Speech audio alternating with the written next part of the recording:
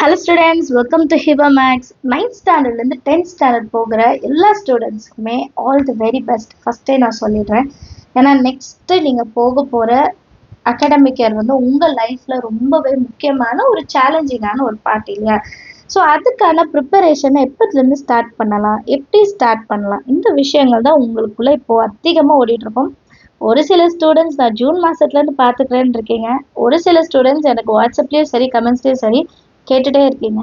So உங்களுக்காக தான் இந்த வீடியோ முக்கியமாக, சரிங்களா?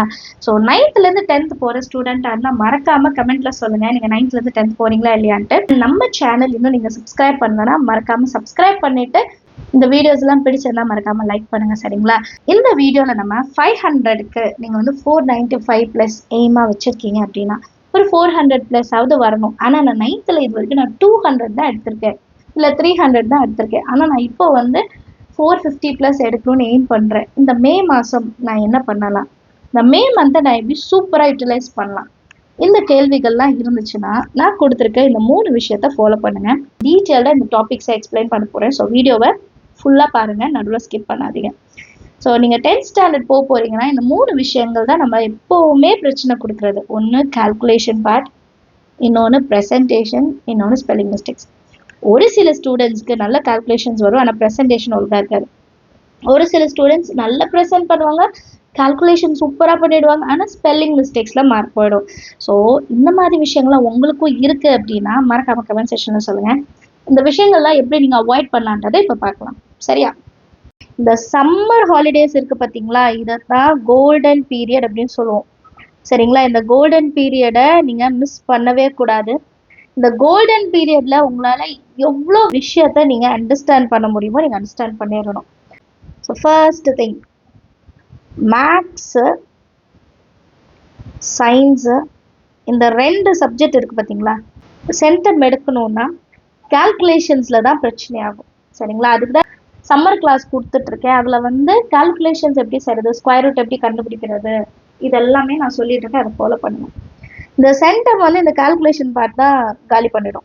எப்படி சொல்கிறேன்னா, சயின்ஸில் நியூமரிக்கல் ப்ராப்ளம்ஸ் இருக்கா, ஸோ நியூமரிக்கல் ப்ராப்ளம் அதுதான் பெரிய ப்ராப்ளமே சயின்ஸில். இது 2த்துலேயுமே நம்ம சென்டம் மிஸ் பண்ண அதிக வாய்ப்பு இருக்குது. ஏன்னா நம்ம கால்குலேஷன் செய்ய மாட்டோம், நமக்கு ஸ்டெப்ஸு தெரியும், ஃபார்முலா தெரியும், ஆனால் கால்குலேஷன்ஸில் கவனமாக இருக்க மாட்டோம். ஸோ இந்த லீவில் முடிஞ்ச அளவுக்கு நீங்கள் மேக்ஸில் வந்து சாப்டர் 1, 2, 3, 5 வந்து கவர் பண்ண பாருங்கள். சாப்டர் 3ல் வந்து 3.7 வரைக்கும், சாப்டர் 5ல் 5.2 வரைக்கும் முடிஞ்சால் இந்த 5 சாப்டர், அப்படி இல்லையா ஃபஸ்ட்டு 3 சாப்டர்ஸாவது நீங்கள் தரோவாக தெரிஞ்சுக்க பாருங்கள். ஏன்னா ஃபஸ்ட்டு 3 சாப்டர்லேருந்து மட்டுமே உங்களுக்கு 5 மார்க் எவ்வளோ வரும்னு கேட்டிங்கன்னா 6 5 மார்க் வந்துடும். ஃபஸ்ட்டு 3 சாப்டர் படித்தா போதும், 6 5 மார்க். அப்போ 6 5 எவ்வளோ, 30 மார்க்ஸு. அதே மாதிரி 2 மார்க்ஸ் எல்லாமே 2 2 வரும், 6 2 மார்க்ஸ் வரும், 12 மார்க்ஸ், 42 மார்க்ஸ் இந்த ஃபஸ்ட்டு 3 சாப்டர்லேயே நீங்கள் எடுத்துடலாம், சரிங்களா? அண்ட் சயின்ஸை பொறுத்த வரைக்கும் ஃபிசிக்ஸில் ஒரு லெசன், கெமிஸ்ட்ரியில் ஒரு லெசன், பயாலஜியில் ஒரு 2 லெசன் தரோ பண்ணிவிடுங்க. இதெல்லாம் நீங்கள் வந்து இந்த சம்மர் ஹாலிடேஸில் பண்ணலாம். அண்ட் இதுக்கான விஷயங்கள் எல்லாமே நம்ம சேனலில் இருக்கும். சேனலில் 10த்துக்கான ஃபுல் போர்ஷன்ஸுமே இருக்குது, எல்லாமே கிராஃப், ஜாமெட்ரி எல்லாமே இருக்குது. சயின்ஸில் ஃபிசிக்ஸ் ஒன்னோட புக் பேக் ஆன்சர்ஸ் முதற்கொண்டு நான் கொடுத்துட்டேன். அதோட ஆன்சர் எக்ஸ்பிளைன் பண்ணணுன்னாலும் கேட்டிருக்கேன். நியூமரிக்கல் ப்ராப்ளம்ஸ் ஆல்ரெடி இருக்குது, சரிங்களா? ஸோ உங்களோட ப்ரிப்பரேஷனை ஸ்டார்ட் பண்ண ஆரம்பிச்சிடலாம். இதை ஃபஸ்ட்டு முடிச்சிடுங்க. அதுக்கப்புறம் பேலன்ஸ் நமக்கு தமிழ் இருக்குது, இங்கிலீஷ் இருக்குது, சோஷியல் இருக்குது. இந்த 3 சப்ஜெக்ட் இருக்குது. தமிழ் இங்கிலீஷ்லாம் நம்ம ஜூன் மாதத்துலேருந்தே படிக்கலாம், பிரச்சனையே இருக்காது. ஆனால் சோஷியலை ஸ்டார்ட் பண்ணுங்கள்.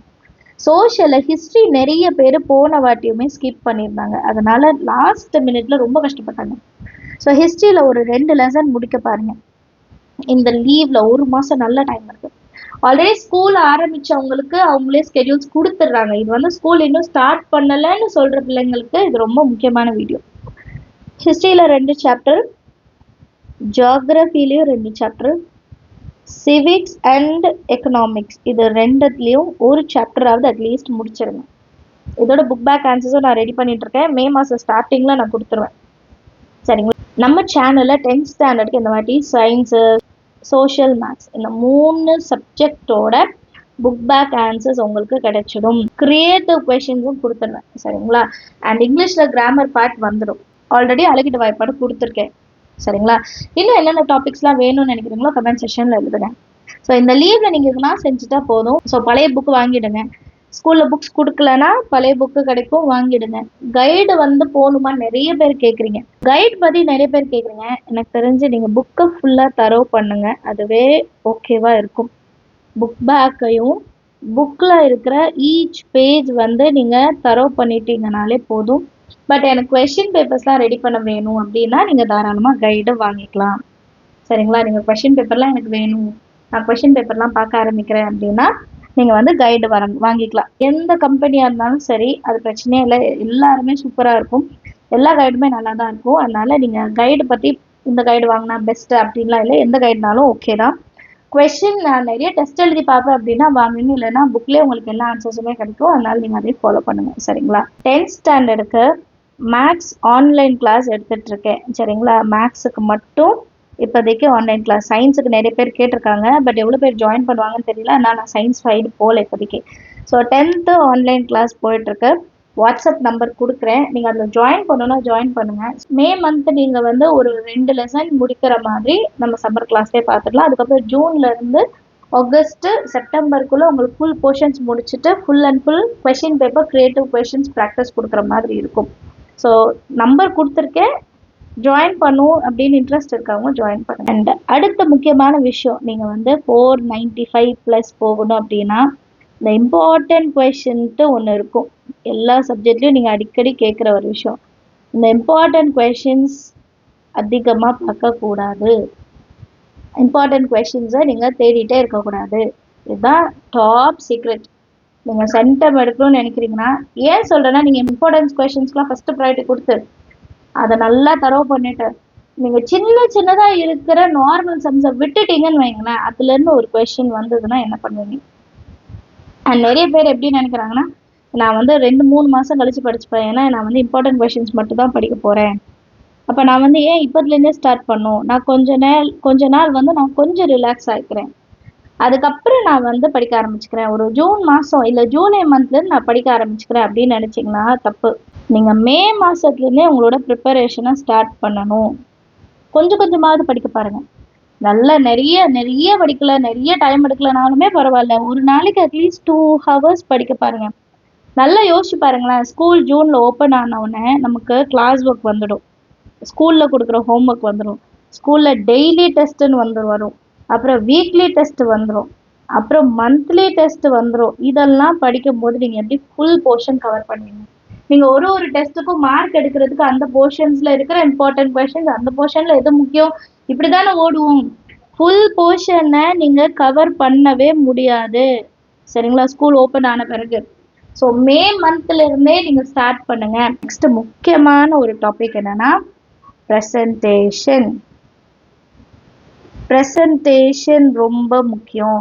9th வரைக்கும் உங்களோட ஹேண்ட் ரைட்டிங் எப்படி இருந்தாலும் சரி, 10th உங்களோட ப்ரெசன்டேஷனை நீங்கள் மாற்றி ஆகணும் சரிங்களா. உங்களுக்கு ஹேண்ட் ரைட்டிங் ப்ராப்ளமாக இருந்துச்சுன்னா இந்த லீவ்லேயே அதெல்லாம் சால்வ் பண்ண பாருங்கள், நீட்டாக எழுத பாருங்கள்.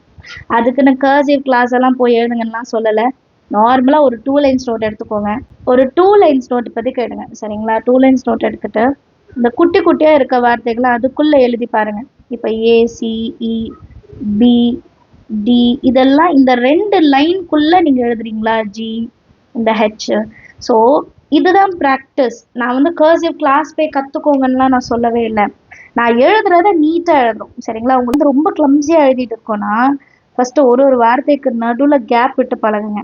இப்போ த வாட்டர் இருக்கா, இந்த த வாட்டரே நிறைய பேர் எப்படி எழுதுவோம்னா த வாட்டர் கிட்டக்க நெருக்கி எழுதுவோம், இஸ் பியோர் இப்படி எழுதுவோம். இதை நீங்கள் கொஞ்சம் ஸ்பேஸ் விட்டு எழுதினாலே போதும்.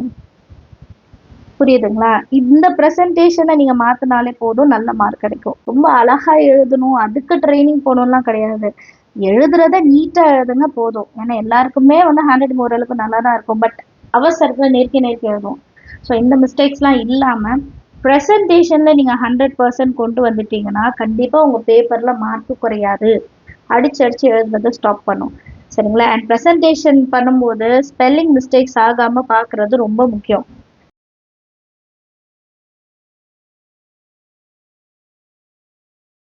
ஸ்பெல்லிங் மிஸ்டேக்ஸ் தான் எனக்கு நிறைய வரும்பா. எனக்கு 9th-லயும் 8th-லயும் ஸ்பெல்லிங் மிஸ்டேக்ஸ்னாலே என்னோட மார்க் எல்லாம் போகும். அதுவும் மெயினாக தமிழில் எனக்கு வராத ஸ்பெல்லிங் மிஸ்டேக் இல்லை, எல்லாமே வருது. ஏன் எனக்கு மட்டும் வருதுன்னு தெரியல. இப்படின்லாம் நீங்கள் யோசிச்சிங்கன்னா உங்களுக்கான சூப்பரான டைம் தான் இந்த மே மந்த்து. சரிங்களா? என்ன பண்ணுங்க, தமிழுக்கு நியூஸ் பேப்பர் இருந்தால் டெய்லியும் ஒரு பேராகிராஃபாவது படிக்க பாருங்க. தமிழ் நியூஸ் பேப்பர் இருந்தால். இங்கிலீஷ் வந்து நம்ம நிறைய சப்ஜெக்டில் படிப்போம். இங்கிலீஷில் படிக்கிறோம், சயின்ஸில் படிக்கிறோம், சோஷியலில் படிக்கிறோம், அப்புறம் மேக்ஸும் அதில் தான் பண்ணுறோம். ஸோ உங்களுக்கு இது பிரச்சனையே இருக்காது. இதே தமிழ் மீடியம் பசங்கள்கிட்ட தமிழ் சூப்பராக எழுதுவாங்க, இங்கிலீஷில் பிரச்சனை வரும் அவங்களுக்கு. ஏன்னா நம்ம ஒரு சப்ஜெக்ட் படிக்கும் போது அதில் அப்படி தான் கவனம் கொடுக்குறோம், அவ்வளோதான். ஸோ இந்த மே மந்த்து நீங்கள் ஒரு பேராகிராஃப் படிக்கிறீங்கன்னா அதில் வர பெரிய பெரிய வார்த்தைகள், இந்த வார்த்தைகளில் கண்டிப்பாக எனக்கு மிஸ்டேக் வரும்னு உங்களுக்கே தெரியும் அப்படின்னா ஒரு 5 டைம்ஸ் எழுதி பார்த்துடுங்க. கொஷினை டெஸ்ட் எழுத முன்னாடியே ஒரு 5 டைம்ஸ் எழுதி பார்த்துட்டு அந்த வார்த்தையை நல்லா மனப்பாடம் ஆன பிறகு நீங்கள் கொஷினில் டெஸ்ட்டாக எழுதி பாருங்கள். இந்த மெத்தட் ட்ரை பண்ணுங்கள். கண்டிப்பாக நீங்கள் ஜூன் மாதம் ஸ்டார்ட் பண்ணும்போது உங்களுக்கு நிறைய ஸ்பெல்லிங் மிஸ்டேக்ஸ் வரவே வராது, ஷுவராக வரவே வராது. ஸோ இந்த மாதிரி விஷயங்களுக்கு தான் இந்த மே மாதம் யூஸ் பண்ணிக்கணும். நீங்கள் விளையாடுங்க, எல்லாமே பண்ணுங்கள். ஆனால் ஒரு நாளைக்கு ஒரு 1 hour இல்லை 2 hours உங்களோட 10th-க்கான ப்ரிப்பரேஷனில் கண்டிப்பாக நீங்கள் இறங்கியே ஆகணும். சரிங்களா? இது எல்லாமே செஞ்சு பாருங்கள். ஸ்பெல்லிங் மிஸ்டேக்ஸ் அவாய்ட் பண்ணிவிடுங்க, ப்ரெசன்டேஷன் நீட் பண்ணிவிடுங்க, நியூமரிக்கலில் கால்குலேஷன் செஞ்சு பார்த்துடுங்க. ஜூன் மாதம் ஃபஸ்ட்டு டெஸ்ட்டிலேருந்து அது வந்து 30 மார்க்காக இருந்தாலும் சரி 25+ நீங்கள் எடுக்கணும். அதுதான் உங்கள் டார்கெட். இந்த டார்கெட்டை நீங்கள் அச்சீவ் பண்ணிட்டீங்கன்னா நீங்கள் ஃபைனல் எக்ஸாம் 500க்கு 450+, 490+, 490+ கண்டிப்பாக போகலாம். கண்டிப்பாக போக முடியும்.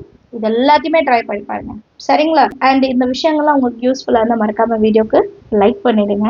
சப்ஸ்கிரைப் பண்ணலன்னா சப்ஸ்கிரைப் பண்ணுங்கள். உங்கள் ஃப்ரெண்ட்ஸ் சர்க்கிளுக்கு ஷேர் பண்ணுங்கள். நிறைய பேருக்கு நம்ம சேனல் பற்றி தெரியாமல் இருக்குது, அவங்களுக்குமே நம்ம சேனலை ஷேர் பண்ணுங்கள். சரிங்களா? அண்ட் நெக்ஸ்ட் என்ன டாப்பிக்கில் வீடியோ பண்ணலான்றது கமெண்ட் செக்ஷனில் மறக்காமல் எழுதுங்க. தேங்க்யூ ஸோ மச் ஃபார் வாட்சிங்.